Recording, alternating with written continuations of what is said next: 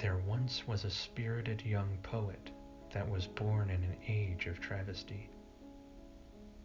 Despite the tremendous suffering he and his people endured, he was never swayed from his path as a writer. To write was to relieve his pain. To write was his way of reaching out to his fellow city folk. He thought by writing emotional and enduring tales, he could spark hope and understanding in the hearts of the people. He aimed to lighten the burden that they were forced to carry, to bring connection and unity among them so that they may band together in their time of greatest need. He failed. The subject matter of his poetry was so unbelievably hopeful and optimistic, no one could resonate with it whatsoever. The feeling of joy was far too foreign for them to understand, and they felt no connection with the poet at all. In fact, the more poetry he published, the further his fellow sufferers drifted away from him. It was a great irony. In an effort to lift their spirits, he simply spirited them away. They thought he was stricken with some kind of madness.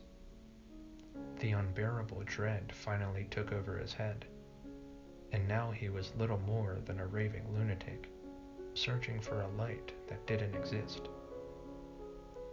Why can't they understand? The poet pondered, but he was never met with an answer. He wrote poem after poem. The happier they were, the more miserable he grew. The words he wrote on paper were nothing but fabrications of a gentle hope that was now gone. "There is no hope here," he shouted in anger. But his hand had a consciousness of its own. His mood soured, but his poetry remained untainted. "Curse you, my wretched hand!" He pulled the pen away from the paper with his opposite hand and slammed the pen into his writing hand. Blood stained the paper, but the hopeful messages written on them remained the same. "Lies!" He flipped his desk over in a furious fit of grief, ripping up the thousands of pages of heartfelt poetry. "There is no hope in this world. We are all fated to die miserable and alone. What is the use in feeding ourselves with lies? My hope has escaped me. All I want is for it to return."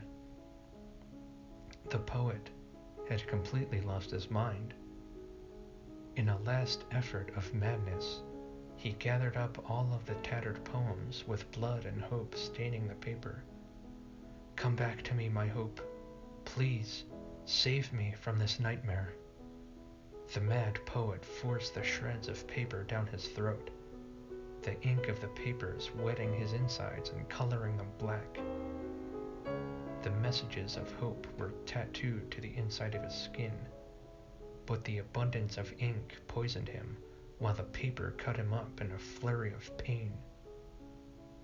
The mad poet choked to death on his own words, but at least he would be able to carry his lost hope with him into the next life.